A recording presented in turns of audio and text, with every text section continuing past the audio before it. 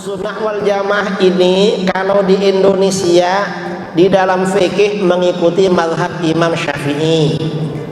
Akidahnya Imam Abul Hasan Al-Asy'ari, tasawufnya Imam Junaid Al-Baghdadi. Kalau tarekatnya, kalau orang Riau, orang Sumbar, Sumut dan Aceh, biasanya tarekatnya Khalidiyah Naqsyabandiyah atau Naqsyabandiyah Khalidiyah. Nah, ini memang simbolnya Ahlus Sunnah wal Jamaah. Sekarang ini Ahlus Sunnah wal Jamaah ini juga dapat gangguan. Gangguan apa? Juga fitnah akhir zaman. Fitnah akhir zaman ini ya agama lain. Kemudian agama lain ini didukung oleh liberalisme pluralisme. Nah, liberalisme pluralisme ini didukung juga secara diam-diam oleh kelompok-kelompok di luar Ahlus Sunnah wal Jamaah. Siapa kelompok-kelompok di luar Ahlus Sunnah? Kalau di Indonesia ada dua kelompok yang sekarang ini bergerak dengan semangat dan pesat. Siapa? Satunya Salafi Wahabi, satunya Syiah. Wahabi ini bukan Ahlus Sunnah wal Jamaah. Wahabi ini bukan Ahlus Sunnah wal Jamaah. Mengapa bukan Ahlus Sunnah? Mereka sunnah itu propaganda. Kalau kita ini mazhabnya memang Ahlus Sunnah wal Jamaah dan sesuai pemahaman salaf. Mengapa? Imam Syafi'i itu ulama salaf. Kalau Salafi Wahabi kemarin saudara, imamnya itu lahir tahun 1111 Hijriyah. Kalau imam kita, Imam Syafi'i tahun 150 Hijriyah. Orang yang lahir tahun 150 dengan yang lahir 1111, mana yang salaf? Ya salaf kita sebenarnya. Dan ulama salaf ini ya yang perlu kita faham. Salafi Wahabi ini propagandanya apa? Kembali kepada Al-Quran dan Sunnah. Betul? Mereka kalau ngomong, kita ini harus kembali pada Quran dan Sunnah. Kalau mereka bilang begitu, kita tanyakan mereka, kok hanya Quran dan Sunnah? Mengapa begitu? Kata ulama salaf, dalil yang disepakati ada 4: Al-Quran, hadis, ijma, qiyas. Ijma'nya mana? Qiyasnya mana? Itu perlu ditanya. Nah, jadi kalau Salafi Wahabi bilang kembali pada Quran dan Sunnah, yang perlu ditanya ijma'nya mana? Qiyasnya mana? Mengapa begitu? Pada masa ulama salaf yang menolak ijma' itu aliran sesat. Biasanya orang Khawarij, orang Mu'tazilah, orang Syiah itu menolak ijma'. Nah, Wahabi ini kok menolak ijma'? Kira-kira aliran sesat menolak ijma', lalu Salafi Wahabi gak mau ijma', kira-kira sesat apa enggak Salafi Wahabi?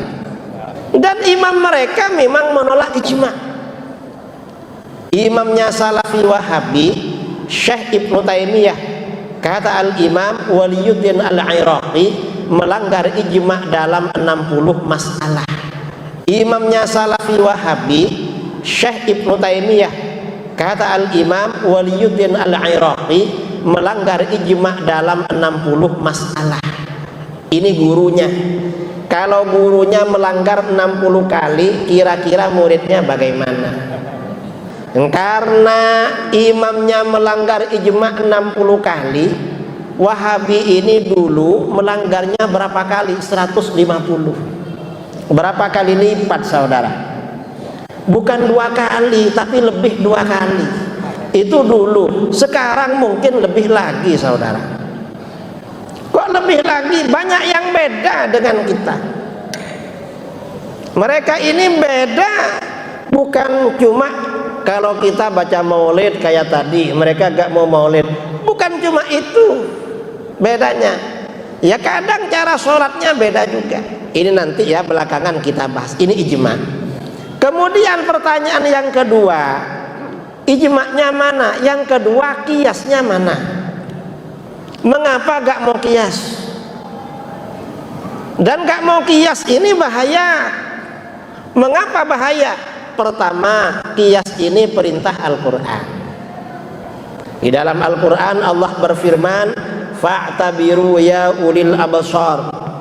Ambillah pelajaran wahai orang-orang yang punya wawasan. Kias itu artinya apa? Perkara-perkara yang tidak diterangkan hukumnya dalam Al-Quran dan hadis, maka disamakan dengan apa-apa yang diterangkan dalam Al-Quran dan hadis. Ini kias namanya.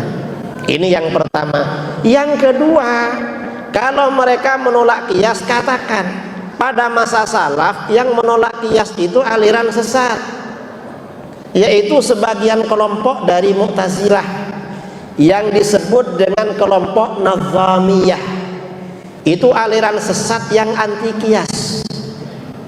Kalau gak ada kias bahaya saudara, karena Al-Quran ini, keterangan di dalam Al-Quran itu terbatas ayat-ayatnya.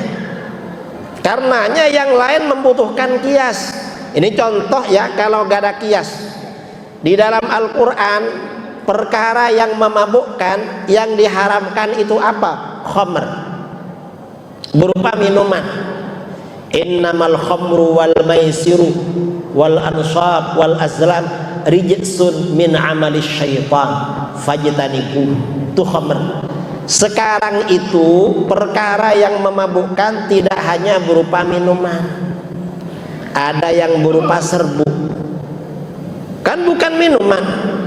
Ada yang berupa pil, berupa macam-macam. Saya agak tahu, cuma katanya itu. Kalau gak ada kias, kira-kira gimana hukumnya?